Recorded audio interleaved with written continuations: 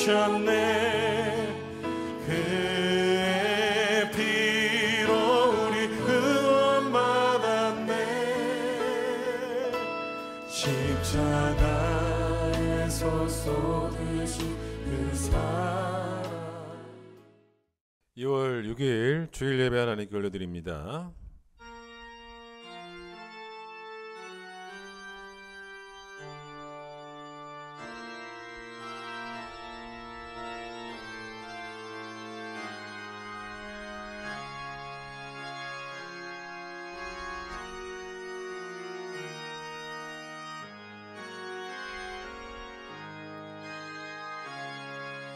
온 땅이여 여호와께 즐거운 찬송을 부를지어다. 기쁨으로 여호와를 섬기며 노래하면서 그의 앞에 나아갈지어다. 감사함으로 그의 문에 들어가며 찬송함으로 그의 궁정에 들어가서 그에게 감사하며 그의 이름을 송축할지어다. 아멘.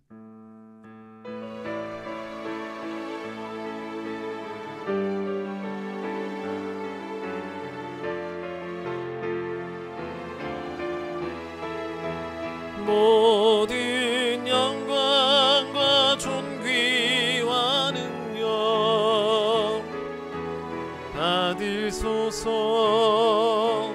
받으소서. 영광과 존귀와 능력 받으소서, 받으소서. 그리스도 살아계신 하나님. 이 시간 우리의 죄악을 고백합니다.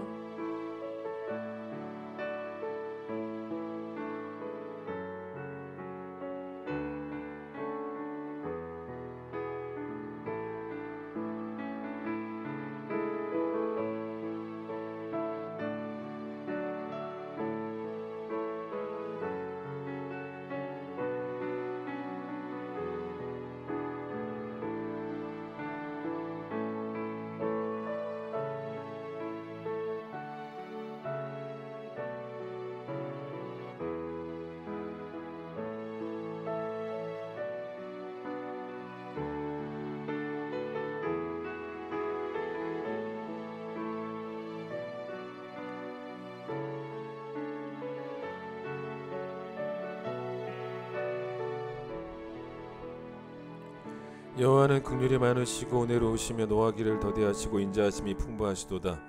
우리의 죄를 따라 우리를 처벌하지 아니하시며 우리의 죄악을 따라 우리에게 그대로 갚지는 아니하셨으니 동이 서에서 먼 것 같이 우리의 죄가를 우리에게서 멀리 옮기셨느니라. 아멘. 신앙 고백합니다.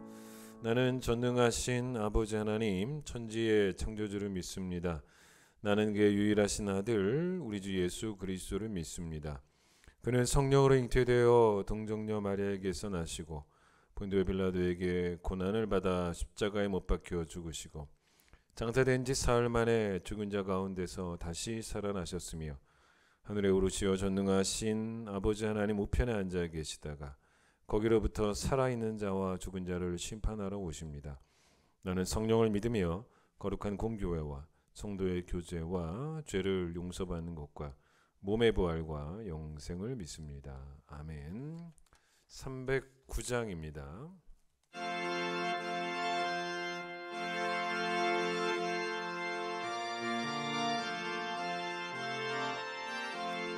목마른 내 영혼 주가 이미 허락한 그 귀한 영생수 주여 갈망합니다. 그 약속 따라서 힘써 간구하오니 오 주여 내 기도 어서 들어주소서. 예수의 사랑 예수의 사랑 바다 물결같이 내게 임하니 영광의 물결에 온전히 쌓여서 내 영혼의 기쁨 한량없도다. 주 내게 약속한 큰비 내려주시려 은혜의 저 구름 건너편에 떠올라 그 귀한 징조가 내게 밝히 보이니 나 힘을 다하여 주께 간구합니다. 예수의 사랑, 예수의 사랑, 바다 물결같이 내게 임하니 영광의 물결에 온전히 쌓여서 내 영혼의 기쁨 한량 없도다. 그 차고 넘치는 주의 은혜의 물결 힘차게 밀려와 내게 만족합니다. 오 할렐루야로 주를 찬송하오니 내 맘의 기쁨이 항상 충만함이라. 예수의 사랑, 예수의 사랑, 바다 물결같이 내게 임하니 영광의 물결에 온전히 쌓여서 내 영혼의 기쁨 한량 없도다. 마태복음 20장 1절로 16절, 마태복음 20장 1절로 16절 말씀 제가 읽도록 하겠습니다. 천국은 마치 품꾼을 얻어 포도원에 들여보내려고 이른 아침에 나간 집주인과 같으니 그가 하루 한 데나리온씩 품꾼들과 약속하여 포도원에 들여보내고 또 제3시에 나가보니 장터에 놀고 서 있는 사람들이 또 있는지라. 그들에게 이르되 너희도 포도원에 들어가라. 내가 너에게 상당하게 주리라 하니 그들이 가고 제6시와 제9시에 또 나가 그와 같이 하고 제11시에도 나가 보니 서 있는 사람들이 또 있는지라. 이르되 너희는 어찌하여 종일토록 놀고 여기 서 있느냐. 이르되 우리를 품꾼으로 쓰는 이가 없음이니이다. 이르되 너희도 포도원에 들어가라 하니라. 저물매 포도원 주인이 청지기에게 이르되 품꾼들을 불러 나중 온 자로부터 시작하여 먼저 온 자까지 삭슬 주라 하니 제11시에 온 자들이 와서 한 데나리온씩을 받거늘 먼저 온 자들이 와서 더 받을 줄 알았더니 그들도 한 데나리온씩 받은지라. 받은 후 집주인을 원망하여 이르되 나중 온 이 사람들은 1시간밖에 일하지 아니하였거늘 그들을 종일 수고하며 더위를 견딘 우리와 같게 하였나이다. 주인이 그 중에 한 사람에게 대답하여 이르되 친구여 내가 너에게 잘못한 것이 없노라. 너가 나와 한 데나리온의 약속을 하지 아니하였느냐. 내 것이나 가지고 가라. 나중은 이 사람에게 너와 같이 주는 것이 내 뜻이니라. 내 것을 가지고 내 뜻대로 할 것이 아니냐. 내가 선함으로 너가 악하게 보느냐. 이와 같이 나중된 자로서 먼저 되고 먼저 된 자로서 나중되리라. 아멘. 오늘은 이강혜 권사님 기도십니다. 사랑과 은혜가 풍성하신 하나님 아버지, 민족 고유의 명절인 설날을 잘 지내게 하시고 거룩한 주일을 맞아 예배의 기쁨을 누리게 하심을 감사드립니다. 말씀 앞에서 우리의 허물과 죄악을 바라볼 수 있는 믿음을 허락하여 주시어서 상한 심령으로 우리의 죄악을 회개하는 성숙한 신앙이 될 수 있도록 주님 도와주시옵소서. 2022년도 시작한 지 엊그제 같은데 벌써 한 달이 지났습니다. 올 한 해 계획했던 우리의 다짐과 소원이 흩어지지 않게 하시고 믿음의 일꾼으로 세워져가는 한 해가 되기를 기도합니다. 우리의 믿음이 연약해지지 않도록 성령의 불로 뜨겁게 하시어서 의의 길을 갈 수 있는 믿음의 일꾼들이 되기 원하오니 믿음의 믿음을 은혜 위에 은혜를 더하시사 주의 섭리를 잘 분별할 수 있는 저희들 되게 하여 주시옵소서. 주의 말씀은 내 발의 등이요 내 길의 빛이다 라고 말씀하신 주님, 올 한 해도 다시 살아계신 하나님 앞에 말씀 앞에 굴복하는 저희들 되기를 소망합니다. 살아계신 주님, 이 나라의 민족을 위하여 기도합니다. 총선 대선을 앞두고 있습니다. 저희들은 우매하고 아둔하여서 아무것도 알지 못하오니 이 땅을 잘 다스릴 수 있는 정직한 위정자를 허락하여 주시옵소서. 약한 자를 들어 강한 자를 부끄럽게 하시는 하나님의 공평함이 이 땅 위에 있게 하셔서 손으로 수고하여 성실하게 노력하는 자들이 잘 사는 이 나라를 만들 수 있는 위정자가 선출될 수 있도록 주님 도와주시옵소서. 주님의 통치받는 이 나라 되기를 소망합니다. 이 땅의 소망인 자녀들과 청년들을 위하여 기도합니다. 이들이 어려서부터 말씀을 잘 듣고 온전히 깨닫는 지혜를 주시고 순종할 수 있는 믿음을 주셔서 하나님께서 이 세상의 주인이심을 믿음의 눈으로 보게 하여 주시옵소서. 주님, 우리가 너무 오랫동안 코로나 바이러스와 함께 살고 있습니다. 코로나19로 인하여 우리의 믿음의 기도가 연약해질까 두려운 가운데 있습니다. 말씀의 능력으로 모두를 이길 수 있는 힘을 주시고 경제적인 어려움으로 간절히 부르짖는 저들의 기도를 들어 응답하여 주시옵소서. 이 시간 말씀 듣습니다. 말씀으로 말씀하시는 하나님의 음성을 듣게 하시고 말씀 전하시는 우리 목사님 영육간의 강건함으로 피곤치 않도록 성령님 도와주시옵소서. 오늘도 예배를 위해 돕는 손길들을 축복하여 주시고 은혜 받는 귀한 시간 되기를 원하며 예수님 귀하신 이름으로 기도합나이다. 아멘.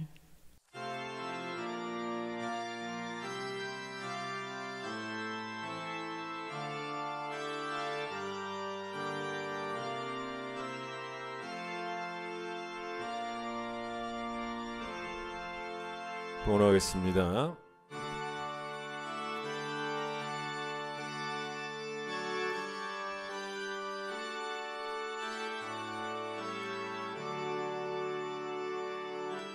내게 있는 모든 것을 아낌없이 드리네.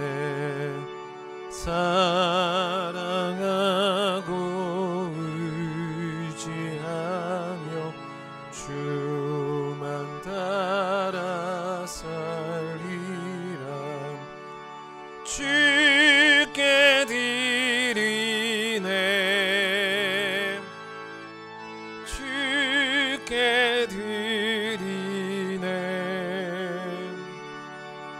사랑하는 구주 앞에 모두 드리네. 아멘. 하나님 감사합니다. 명절 잘 보내고 또 이렇게 주의 전에 나와 또 온라인으로 또 하나님께 예배 드릴 수 있도록 우리에게 은혜 주심을 감사합니다. 예배할 때 우리의 마음이 온전히 하나님께로만 향하게 하여 주시고 하나님이 우리에게 베풀어 주신 측량할 수 없는 그 사랑과 자비와 은혜와 긍휼하심에 집중하게 하여 주시고 하나님의 하나님 되심을 고백하고 선포하는 것이 하나님을 향한 우리 예배가 되는 귀한 시간이 될 수 있도록 우리를 축복하여 주시옵소서. 지금도 살아 역사하시는 말씀 앞에 서게 하여 주시고 말씀의 능력을 신뢰하며 또 악한 영에게서 우리를 뺏는 다시 그래서 하나님의 손에 붙들림 바 되게 하는 그 성령의 능력인 말씀의 능력 앞에 우리 모두가 굴복하게 하여 주셔서 우리의 말씀으로 하나님 주신 말씀으로 인도함을 받고 또 하나님 주신 그 말씀으로 믿음의 선한 싸움에서 승리하며 살아가는 그래서 거룩함의 열매를 맺는 귀한 성도들이 큰 기쁨의 모든 성도들 되게 하여 주시옵소서. 온라인으로 드린 10의 1조 받아주시고 또 선교와 구제를 위한 헌금도 주님께서 기뻐 받아주시기를 원합니다. 우리의 재물이 하나님의 뜻대로 사용되어질 수 있도록 먼저 우리에게 헌금 드리는 믿음 허락하여 주시고 또 헌금이 사용되어지는 곳에서 하나님의 영광이 드러날 수 있도록 또 헌금을 사용하는 교회에도 하나님께서 믿음과 지혜를 더하여 주시기를 소망합니다. 예수님 이름으로 기도드립니다. 아멘. 예, 교회 소식을 전하겠습니다. 원래 어제 그 교사 부흥회를 하려고 했는데 그 오미크론 확진자가 좀 많아지고 뭐 물론 오미크론이 델타보다 이렇게 뭐 위협적이지는 않아서 뭐 큰 걱정은 없지만 그래도 너무 확진자가 많이 나오는 상황에서 교사 부흥회가 조금 무리가 될 듯 싶어서요. 좀 연기를 했습니다. 조금 더 코로나가 좀 가라앉으면 그때 다시 교사 부흥회를 기획해서 하도록 하겠습니다. 오늘 특별한 광고는 없고요. 또 여러분 각자의 삶의 자리에서 코로나로부터 안전하게 또 하나님의 말씀으로 또 보호함 받는 이런 모두가 되기를 소망합니다. 특순이 있습니다.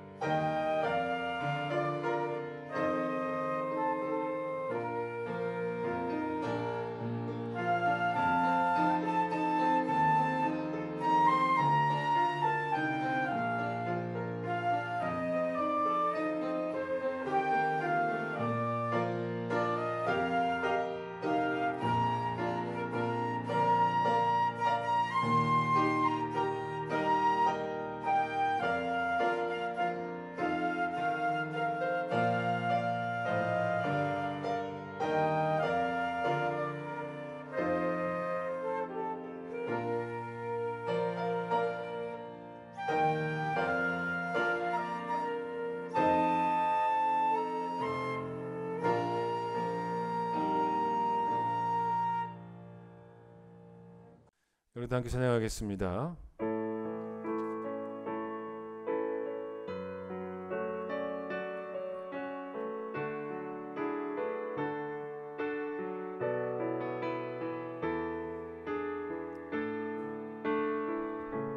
우리 보좌 앞에 모였네. 함께 주를 찬양하며 하나님의 사랑 그 아들 주셨네. 그의 피로 우린 구원받았네. 십자가에서 쏟으신 그 사랑 강같이 온 땅에 흘러 각 나라와 족속 백성 방언에서 구원 받고 주 경배 드리네. 구원하심이 보좌에 앉으신 우리 하나님과 어린 양께 있도다. 구원하심이 보좌에 앉으신 우리 하나님과 어린 양께 있도다. 자, 오늘 본문 마태복음 20장에 나오는 예수님의 비유, 포도원 일꾼의 비유죠. 예수님이 왜 이 비유를 드셨냐면 1절을 보세요. 무엇을 설명하시기 위함이셨냐면 천국은으로 시작하죠. 천국을 설명하시기 위해서 이 비유를 드셨습니다. 포도원 주인이 일꾼들을 이제 고용을 해서 포도원에서 일하게 하는 그런 내용이잖아요. 처음 고용된 일꾼은 새벽 6시에 고용이 돼서, 그래서 저녁 6시까지 일을 했으니 이 사람들은 총 12시간 동안 일을 했단 말입니다. 그래서 하루 품삯으로 약속된 한 데나리온을 받게 됩니다. 포도원 주인과 처음부터 그렇게 약속을 했어요. 그런데 이제 오전 9시에 고용된 사람들도 있었는데 이 사람들은 저녁 6시까지 일을 했으니까 9시간 일을 했는데 이 사람들도 한 데나리온을 받고, 12시에 고용된 사람은 6시간 일했는데도 또 한 데나리온을 받고, 또 오후 3시에 고용된 사람은 3시간 일했는데도 불구하고 한 데나리온을 받고, 마지막 오후 5시에 고용된 사람은 진짜 막차 탔죠. 이 사람은 딱 1시간 일했는데도 똑같이 한 데나리온을 받는. 주인은 차등 지급을 하지 않습니다. 일한 시간을 전혀 개의치 않고 그냥 다 똑같이 한 데나리온씩을 줬다는 거죠. 이걸 세상적인 관점에서 보게 되면 이 고용주는 악덕 고용주입니다. 악한 주인이죠. 일한 만큼 차등을 줘야죠. 그렇게 지불하는 게 합리적인 것입니다. 이렇게 본문대로 하면 노동법에 걸릴 만한 일이고, 12시간 일한 사람이 이 주인을 고소해도, 법적으로 고소해도 할 말은 없는 거예요. 그런데 오늘 이 본문에서 포도원 주인은 계속 뭐라고 말을 하냐면, 나는 선하다. 내가 다 한 데나리온씩 준 거 문제 없다. 나는 악하지 않다. 라고 계속 주장을 합니다. 제일 불만이 많은 사람은 당연히 제일 먼저 온 사람이죠. 11절 보세요. 받은 후 집주인을 원망하여 이르되, 처음 온 사람들이에요. 나중 온 이 사람들은 1시간밖에 일하지 아니했는데 그들을 종일 수고해서 더위를 견딘 우리와 똑같게 주는 게 뭡니까? 라고 그렇게 원망을 하죠. 그런데 13절 보시면 이렇게 원망하는 사람들에게 포도원 주인이 뭐라 그러냐면, 중간 보세요. 내가 너에게 잘못한 게 없다. 난 잘못한 게 없다라고 그렇게 이야기를 하고 있다는 거죠. 15절 보세요. 15절에도 뭐라고 말하냐면, 내가 선한데 왜 너는 나를 악하게 보느냐라고 자꾸만 자기가 선하다라고 그렇게 이야기를 하고 있다는 것입니다. 좀 이해가 안 되죠. 지금 이 시대나 또 예수님 시대나 이 이야기는 듣는 사람들에게 도대체 뭐야? 이렇게 반응할 수밖에 없는, 왜냐하면 말이 안 되는 상황이잖아요. 예수님 시대에도 일한 대로 대가를 받는 것이 경제활동의 기초입니다. 그게 상식이죠. 지금 이 시대도 그렇지 않습니까? 우리가 뭐 시장 경제를 이야기할 때 시장 경제를 설명하려면 당연히 일한 만큼의 대가를 받는 건 기본이죠. 그런데 지금 예수님이 이 본문에서 경제학자로서 설교하시는 게 아니잖아요. 경제활동을 시장 경제를 설명하시기 위해서 이 예화를 드신 게 아니고 1절 뭘 설명하시려고? 천국을 설명하시려고. 그러니까 목적이 분명히 천국에 대한 설명입니다. 그래서 여러분 오전 6시에 온 이 사람들의 마음은 왜 이렇게 삐뚤어졌는가를 좀 우리가 분석해 볼 필요가 있습니다. 그 이유는 명확하죠. 우리들은 저들에 비해서 자격이 있다라고 생각을 했기 때문입니다. 그러니까 자격이 있으니 다른 대우를 받아야 된다라고 생각을 한 것입니다. 그런데 예수님은 지금 하나님의 은혜를 설명하려고 이 비유를 예화를 드시는 것인데 여러분 은혜를 베푸는 자가 누군가의 자격을 보고 은혜를 베풀지는 않습니다. 그러니까 자격과 어울리는 단어는 은혜가 아니고 상이죠. 동계올림픽이 이제 막 시작이 되었는데 우리나라가 금메달을 몇 개 딸지는 모르겠지만 쇼트트랙에서 만약에 은메달을 따는 선수가 있다면 자기가 은메달을 딸 때, 은메달을 받을 때 왜 나는 금메달을 받지 못하나 라고 물어볼 때 너무 답은 명확합니다. 왜냐하면 자기는 금메달을 받을 자격이 없기 때문이죠. 2등 했잖아요. 그러니까 2등은 은메달을 받을 자격을 주는 것이지 금메달을 받을 자격을 주진 않아요. 그래서 자기 자격에 맞는 상을 받고 그게 바로 은메달이죠. 근데 여러분 은메달 받는 사람이 이건 부당하다. 내가 왜 은메달이지? 라고 해서 동계올림픽 위원회에다가 막 항변을 할 수 없는 것이 자기는 금메달 받을 자격이 없다라는 걸 스스로 잘 알고 있기 때문입니다. 그래서 시상대 위에서 자기의 자격을 인정을 하는 거죠. 그래서 은메달이라고 하는 상에 만족을 하는 거예요. 여러분 은혜는요 내 자격에 맞게 주셨다라고 생각하면서 근데 뭐 내 자격이 뭐 이거밖에 안 되니까 요만큼만 받는 거지 이러면서 아쉬운 대로 받는 게 은혜가 아니에요. 틀린 이야기입니다. 자격만큼 받는 게 은혜가 아니라 여러분 자격 없는 자가 받는 게 은혜입니다. 그게 은혜죠.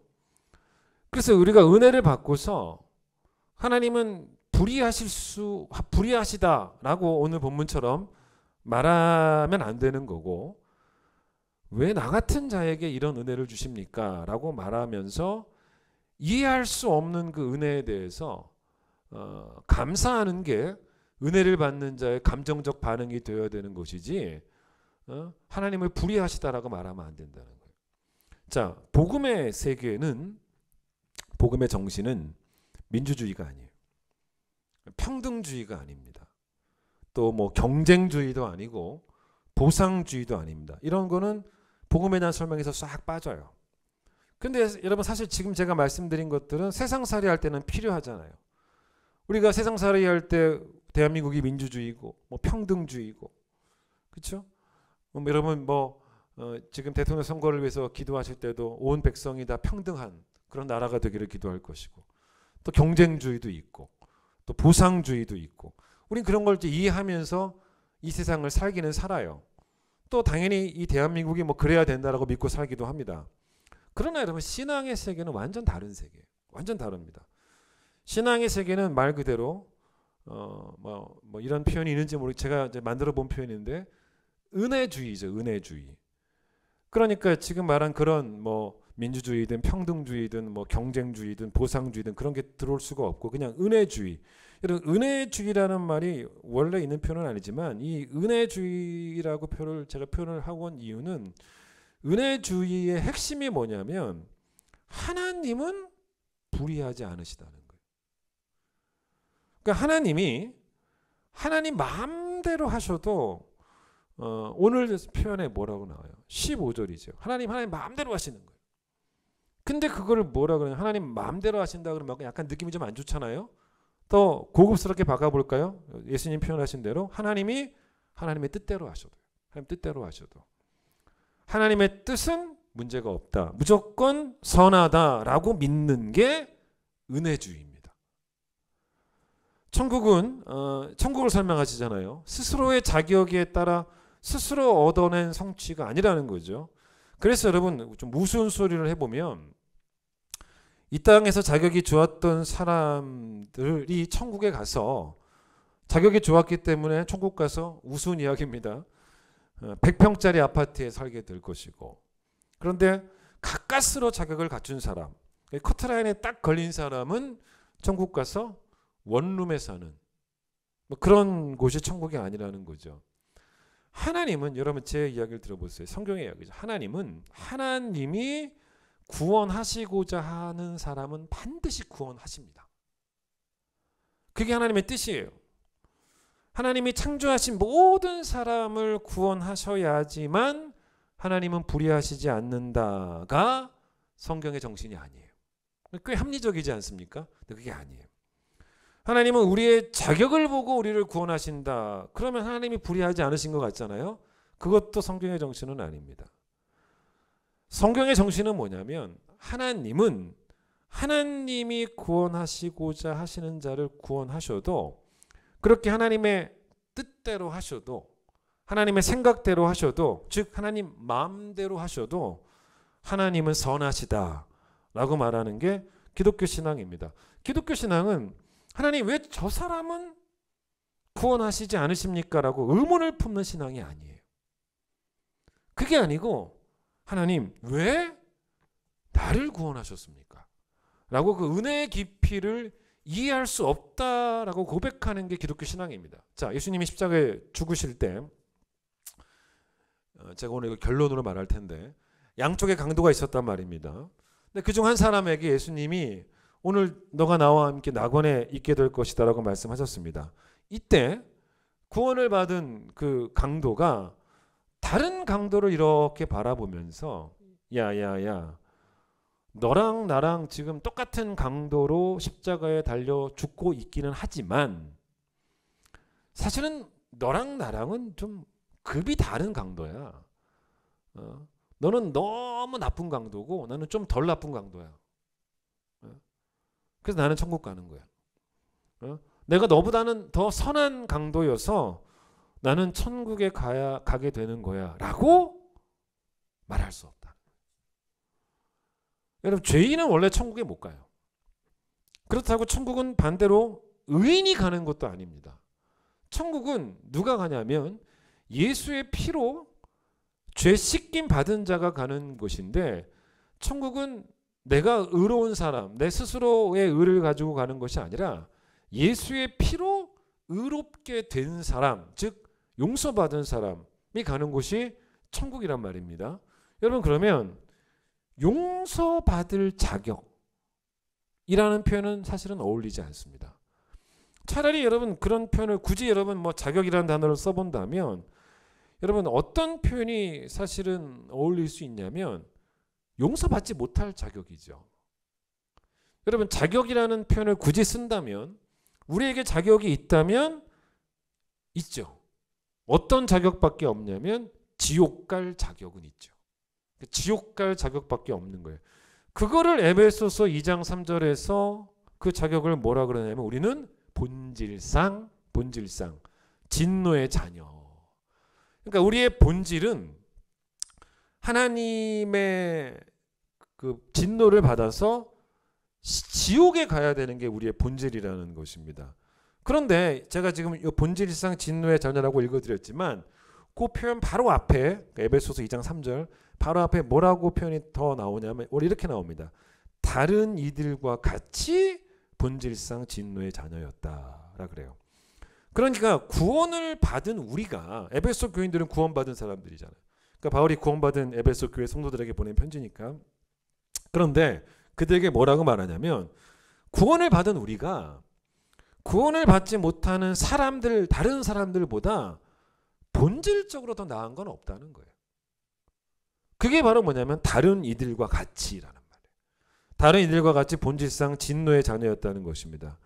그러니까 구원을 받은 우리가 구원을 받지 못하는 사람들보다 더 나은 게 없다는, 그게 바로 진노의 자녀. 사실 우리가 봤을 때는 우리가 인간적인 관점으로 바라보면 뭐 더 선한 사람, 뭐 더 악한 사람이 사실 보이죠.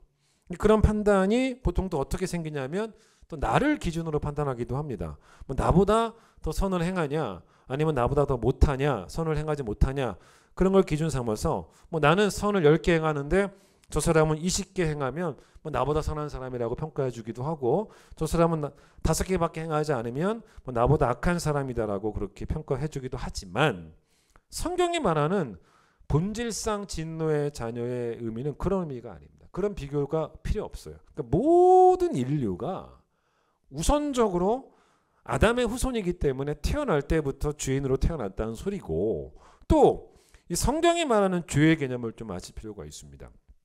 요한 1서 3장 4절에 죄는 이렇게 나와요. 죄는 뭐라고 나냐면 죄는 불법이다. 법을 어기는 게 죄다 라고 이렇게 말합니다. 당연히 그 법은 하나님의 법이죠. 자, 대한민국 헌법이 규정하는 죄인, 또 죄와 하나님의 법이 규정하는 죄인과 죄는 수준이 너무너무 달라요. 그러니까 하나님의 법은요, 대한민국의 헌법보다 훨씬 더 엄격해요. 그러니까 대한민국 헌법이 포함하지 못하는 것들을 다 포함시킵니다. 심지어는 하나님의 법은 여러분도 잘 알다시피 생각으로 범하는 죄까지도 다 죄라고 말을 해요. 그러니까 사람을 죽이는 것만 살인이라고 말하지 않고, 사람을 미워하는 것도 살인이라고 예수께서 말씀하신 것도 산상순에서 말씀하셨죠. 하나님의 법이 얼마나 빈틈이 없고 얼마나 엄격한지를 설명해 주신 것입니다. 그런데 제가 방금 전에 요한일서 3장 4절에 죄는 불법이다라고 말했지 않습니까? 그게 성경의 정의입니다. 즉 죄는 하나님의 법을 어기는 게 죄인데, 수많은 하나님의 법 가운데 딱 하나만 내가 어겼다.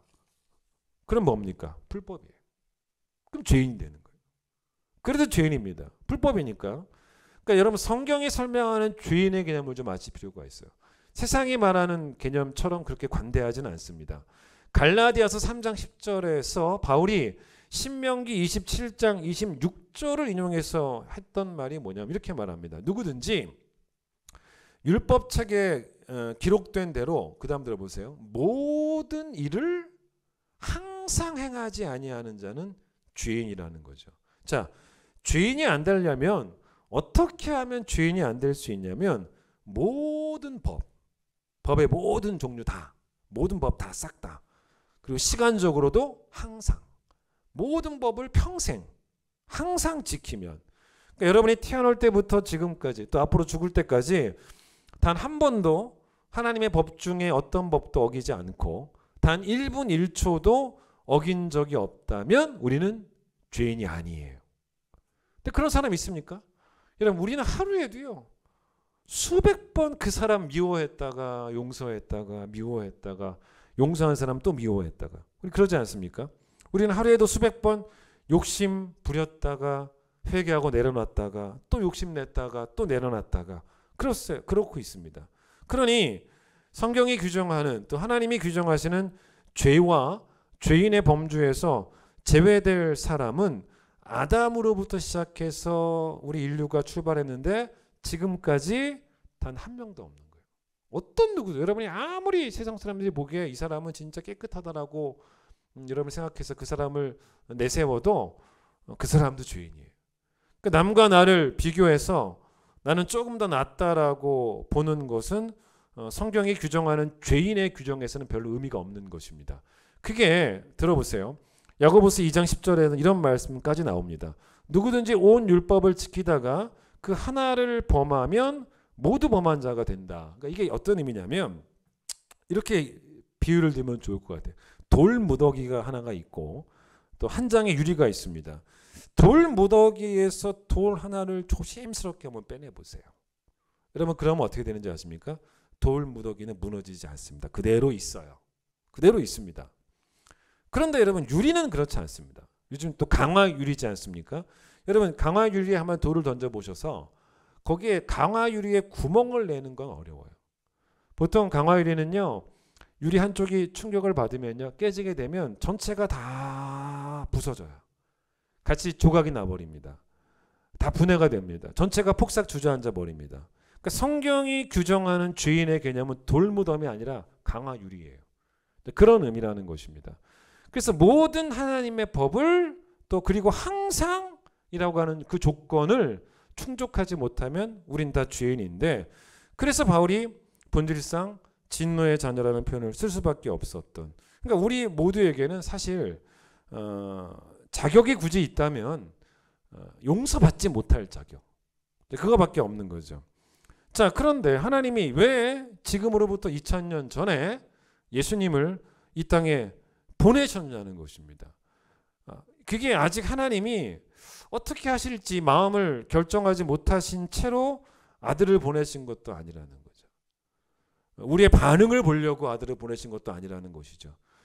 하나님의 구원에 대한 계획은요, 시간적으로 지금으로부터 2000년 전, 그때 결정된, 2000년 전에 십자가에서 비로소 결정이 된 그런 세월적으로 따지면 2000년짜리 계획이 아니에요.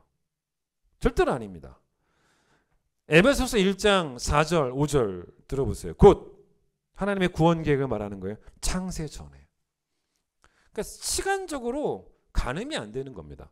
창세 전에 그리스도 안에서 우리를 택하사 5절 하나님의 기쁘신 뜻대로 우리를 예정하사 예수 그리스도로 말미암아 자기의 아들들이 되게 하셨으니 라고 나옵니다. 그러니까 하나님이 예수님을 이 땅에 보내신 것은 2000년 된 계획이 아니고 창세 전부터 세우신, 그래서 우리의 구원을 이미 계획하셨던, 세월을 가늠할 수 없는, 그래서 그 구원 계획을 이제 성취하시고자 2000년 전에 예수님을 이 땅 가운데 화목제물로 보내신 거죠. 즉 하나님은 예수님을 하나님과 우리 사이를 화목케 하는 통로, 바꿔볼까요?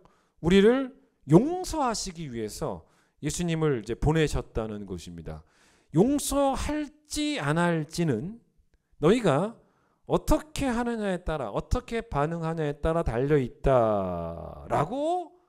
계획을 하시면서 예수님을 보내신 것이 아니라, 본질상 진노의 자녀이지만 모든 이들이 아닙니다.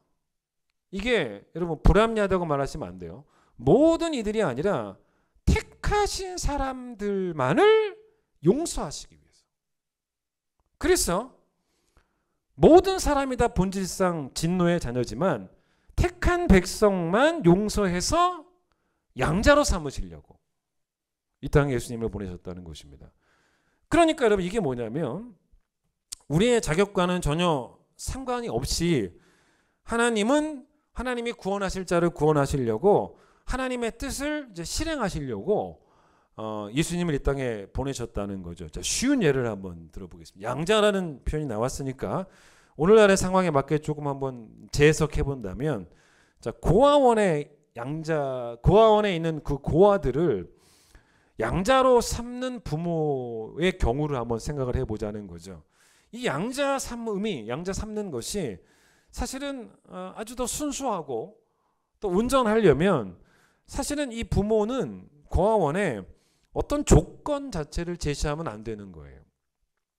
아이가 이런 조건인 아이만 양자로 삼으려고 합니다 라고 말하면서 뭐 A4 용지 한 장 가득 그 조건을 써가지고 갖고 와서 이런 아이를 부탁합니다 라고 말하면 사실 이것은 온전한 양자 삼음이 아닙니다.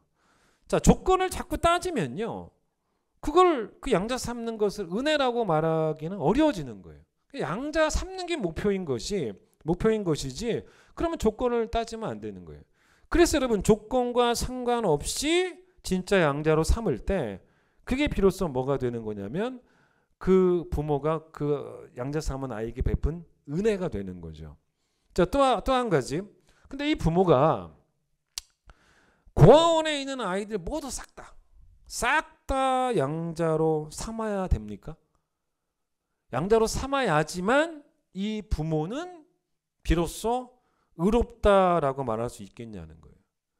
고아원 아이들 100명 중에 만약에 90명을 양자로 삼을 수도 있고, 아니면 100명 중에 10명을 양자로 삼을 수도 있고 아니면 한 명만 삼을 수도 있죠.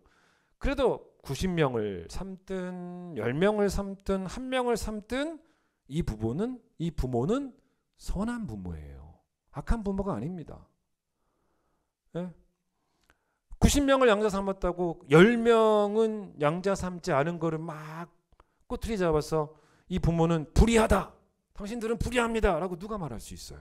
말할 수 없습니다. 그리고 여러분 이 부모의 양자가 된 그 아이들이 몇 명이든지 간에 고아원을 떠나지 않습니까? 떠나면서 거기에 남겨져 있는 아이들에게 아이고 저런 자격 없는 것들 이럴 수가 없잖아요. 자격이 없으니 양자가 안 되지. 이 아이들이 떠나면서 어떻게 하는 게 정상적인 반응이냐면 와, 왜 나를 저 부모님들이 양자로 삼았을까? 그래서 자기를 양자로 삼은 그 뭐 깊은 은혜에 대해서 감사하면서 고아원을 떠나는 게 맞지 않습니까? 그래서 양자가 되어서 고아원을 떠나는 아이들이 부모한테 혹시라도 부모여 나머지 아이들을 양자로 삼지 않은 것은 불합리한 일입니다 라고 말하면 안 된다는 거예요. 혹은 양자로 삼은 그 아이들이 그렇죠?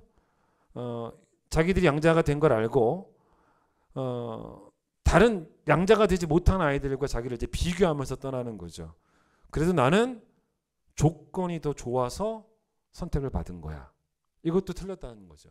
아니면 또 양자로 삼음 받은 아이들끼리 또 비교를 하는 거예요.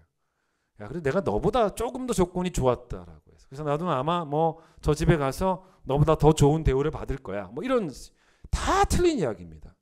다 틀린 이야기입니다. 그렇게 하는 게 아니고 몇 주 전에 했던 표현대로 한다면 아이들이 나가면서 한 명 한 명 다 어떤 고백을 해야 되냐면 내가 이 가정의 양자가 된 것은 이해할 수 없는 신비야. 그렇게 떠나는 게 맞아요. 그게 기독교가 말하는 은혜입니다. 자, 우리가 잘 아는 로마서 8장 1절 유명한 말씀이죠. 그러므로 이제 그리스도 예수 안에 있는 자들에게는 결코 뭐가 없다 그러냐면 정죄함이 없다라는.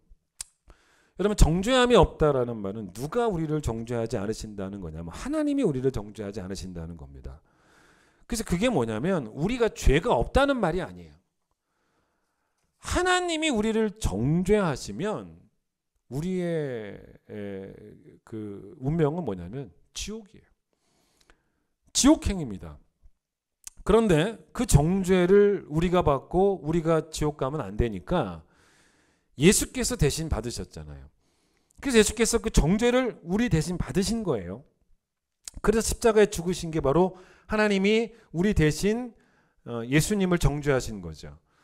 그래서 이걸 이사야 53장은 하나님의 구원 계획이 앞으로 장차 또 어떻게 그 오래된 창세전부터 있었던 그 구원 계획이 어떻게 성취될지를 이사야를 통해서 하나님이 미리 계시를 해주셨는데 그게 뭐였냐면 그가 징계를 받음으로 우리는 평화를 누리게 되고 그가 채찍에 맞음으로 우리는 나음을 받게 될 것이다 라고 예언을 합니다.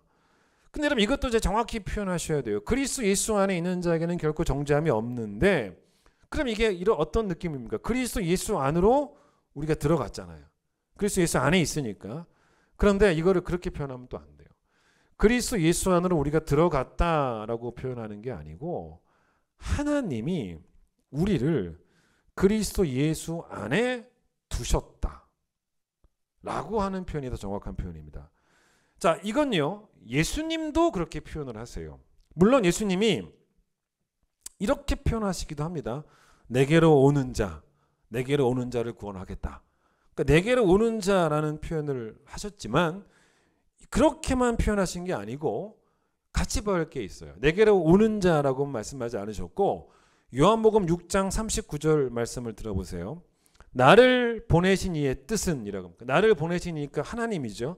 그러니까 하나님의 뜻이 있다는 것입니다. 하나님 예수님을 이 땅에 보내신 뜻이 있는데 예수님은 하나님 아버지의 뜻을 존중하시니까 근데 그 뜻을 뭐라고 말하냐면 나를 보내신 이의 뜻은 내게로 오는 자 중에 내가 하나도 잃어버리지 아니하고 마지막 날에 다시 살리는 이것이니라. 이렇게 말씀하셔도 뭐 틀리지 않습니다. 근데 제가 좀 고쳐 읽은 거예요. 원래 본문은 이렇게 안 나와요. 나를 보내신 이의 뜻은 내게로 오는 자 중에라고 예수님 표현하지 않으셨고 뭐라고 표현하시냐면 내게 주신 자 중에 이렇게 표현합니다. 그 중에 내가 한 사람도 잃어버리지 않을 거라는 거죠. 마지막 날에 다 살린다는 것입니다. 예수님께 오는 자, 바꿔볼까요? 예수님을 믿는 자죠. 근데 이것을 예수님은 어떻게 표현하냐면 하나님이 예수님에게 주신 자. 그러니까 즉 하나님이 택하셔서 주신 자, 택해서 주신 자. 그러니 여러분 그리스도 예수 안에 있는 자에게는 결코 정죄함이 없는데 그리스도 예수 안에 있는 자를 더 정확하게 표현하면 하나님이 예수 그리스도에게 택하셔서 주셔서 그래서 예수 그리스도 안에 하나님이 두신 자 이렇게 해석하는 게 맞아요. 자 그러면 이제 결국 우리의 구원의 주체는 누가 되냐면 하나님이 되는 거죠. 자 우리가 보세요. 기독교의 교리가 뭡니까? 예수 그리스도를 믿으면 믿음이 시작이 되면 구원을 받는다라고 말을 합니다. 성경의 교리가 맞아요. 그런데 결국 보세요. 우리를 예수 그리스도 안에 두시기 위해서 예수 그리스도를 믿는 믿음을 시작하신 분이 바로 하나님이라는 거예요. 그걸 바울이 뭐라고 말했냐면 하나님이 시작하신 착한 일이다라고 표현을 했지 않습니까? 그게 빌립보서 1장 6절이죠. 너희 안에서 착한 일을 시작하시니라고 하나님을 표현합니다. 그래서 우리를 구원하시려고 우리 안에서 믿음을 시작하시니 바로 하나님. 자 여기서 이 착하다, 착한 일, 착하다라는 표현을 신약의 표현이지만 구약 성경의 표현대로 하게 되면 창세기 1장, 2장에 나오는 표현입니다. 그게 바로 뭐냐면 이걸 같이 이해하시면 같이 여러분 생각하시면 더 이해가 쉬워집니다. 하나님이 천지를 창조하시고 뭐라고 말씀하셨습니까? 보시기에 좋았다라고. 하나님이 없던 걸 있게 만드시고 난 다음에 보시기 좋았다가 바로 착하다. 그러니까 하나님은 여러분과 제 안에 우리는 본질상 진노의 자녀 아닙니까? 이렇게 타락한 우리 안에 예수 그리스도를 믿는 고결한 믿음, 이렇게 타락한 우리 안에 그렇게 고결한 믿음을 창조하셨다는 거예요. 혼돈에서 세상을 창조하신 것처럼 우리의 심령이 혼돈 상태 아닙니까? 그런데 이 혼돈 상태인 우리의 심령 가운데서 우리의 믿음을 창조하시고서 예수를 믿는 믿음을 창조하시고서 하나님이 뭐라고 말씀하신 거냐면 보시기 좋았다. 그 얘기예요. 자, 동시에 하나님은 우리가 그리스도 예수 안에 있어야지만 정죄함을 피하죠. 그래서 하나님은 동시에 이제 어떻게 하시냐면 이 믿음을 성경은 뭐라고 말하냐면 성경의 표현대로 제가 할게요. 성경에 나온 표현입니다. 믿음을 보호하시는 하나님이라고 나옵니다.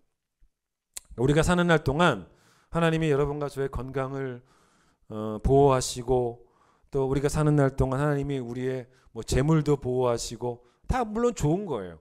그러나 여러분 이 땅에서 우리가 건강을 잘 지킨다고 그 건강 때문에 천국 가는 건 아니지 않습니까?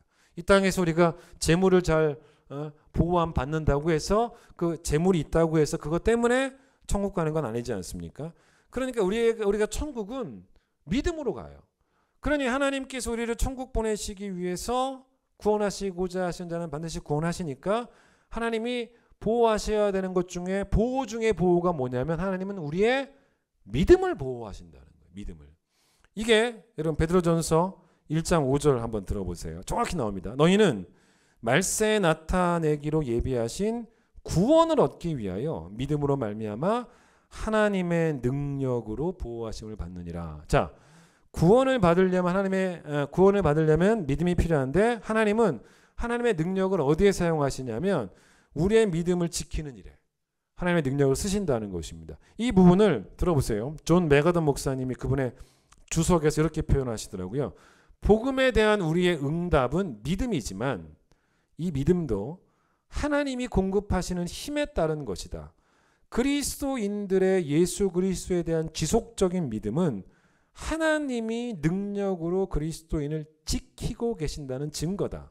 우리를 구원하시고자 하나님은 믿음을 일으키시고 계속해서 그것을 유지시키신다. 여러분, 그래서 빌립보서 1장 6절 다시 다 들어보세요. 너희 안에서 착한 일을 시작하신 이가 그리스도 예수의 날까지 이루실 줄을 우리는 확신하노라. 바울이 확신하지 않습니까? 근데 바울의 확신이기도 하지만 이 확신을 빌립보 교회 성도들이 가지라고 빌립보 교인들에게 편지를 쓴 것이고, 또 오늘을 살아가는 우리가 빌립보서를 읽으면서 이런 확신을 가져야 되는데, 그럼 이건요 얄팍한 낙관주의가 아닙니다. 복음은 얄팍한 낙관주의를 불러일으키지 않습니다. 복음이 불러일으키는 건 낙관주의가 아니고요, 견고한 소망이라고 말해야 되는 거예요. 소망이죠. 여러분, 제가 왜 얄팍한 낙관주의라고 하는 표현을 썼냐면, 보통 세상 사람들에게 낙관주의는 그 근거가 보통은 자기 자신 아니겠습니까? 나는 해낼 수 있어. 장래에 나는 그렇게 될 거야. 이게 보통 낙관주의입니다. 그런데 제가 이번 그 설 명절 때 이렇게 뭐 인터넷으로 핸드폰으로 인터넷 기사를 이렇게 보니까 어떤 글이 하나 있는데, 그게 뭐냐면 새해여서 그런 글이 올라간 것 같아요. 2022년에 성공하려면 어떤 사람이 글을 썼더라고요. 90%는 내 노력이어야 하지만 노력 플러스 10% 뭐가 필요하다는 겁니다. 이 글을 쓴 사람은요 신앙이 없는 사람이에요. 90%는 내 노력이겠지만 10%가 더 필요한 게 있다는 거예요. 그게 뭐라고 썼냐면 뭘 것 같아요? 운이다라고 말하는 거예요. 그런가요? 여러분, 세상 사람들은 그렇게 말하기도 하겠죠.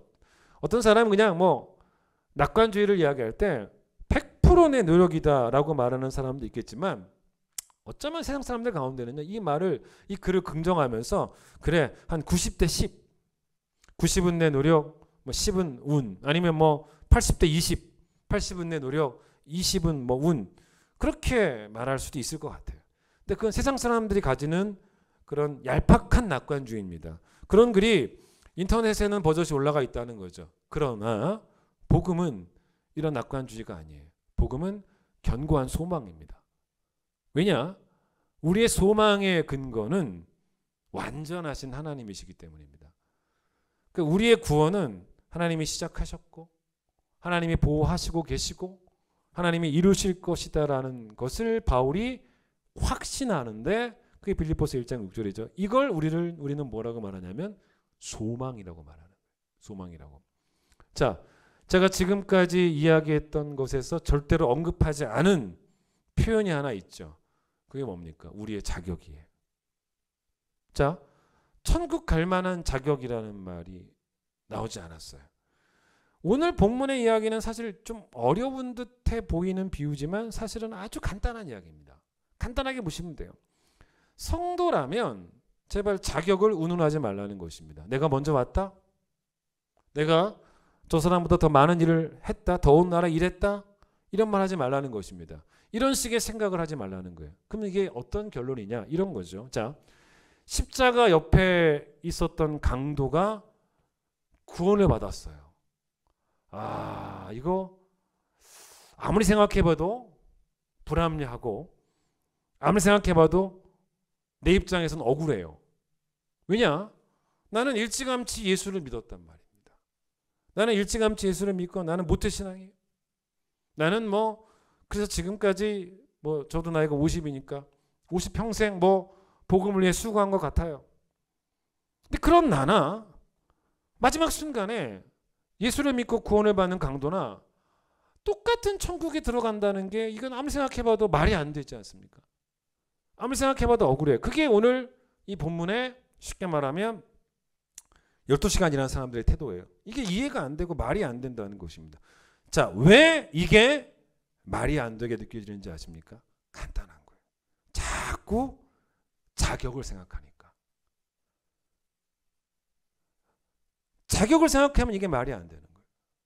그런데 구원은 우리의 자격과는 상관이 없는 100% 하나님의 주권이고 하나님의 은혜라는 그 기독론에 기독교의 그 구원론을 여러분의 가슴에 새기면, 그러면 어떤 결론이 나냐면 내게 믿음을 시작하신 하나님이 예전에 2000년 전에 강도에게도 믿음을 시작하신 하나님이라는 것을 알게 되고, 강도나 나나 천국에 가서 고백할 것은 구원하심이 보좌에 앉으신 우리 하나님과 어린 양께 있도다라는 그 고백밖에 없다라는 것을 인정하게 되는 거예요. 찬양하겠습니다.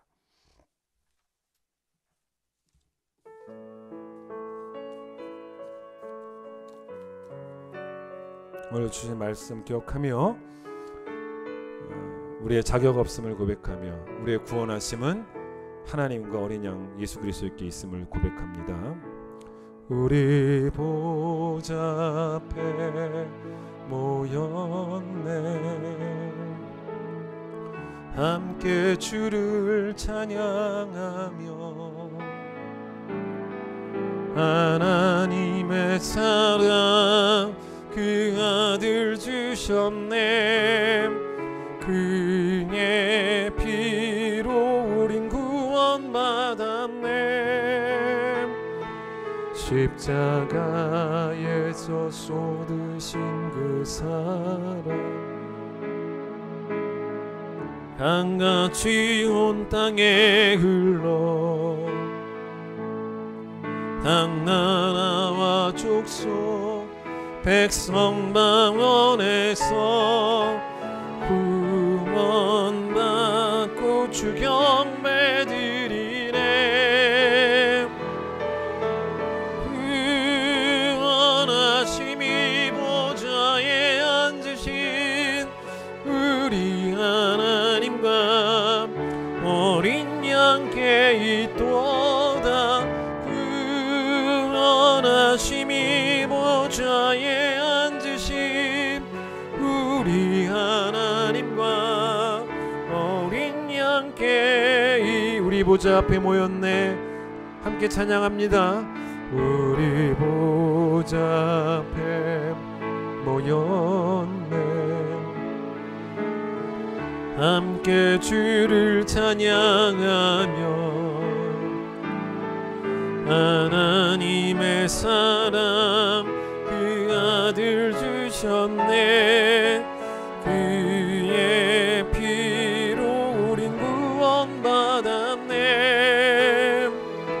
십자가에서 쏟으신 그 사랑 강같이 온 땅에 흘러 당나라와 족속 백성 방언에서 구원받고 주 경배드리네.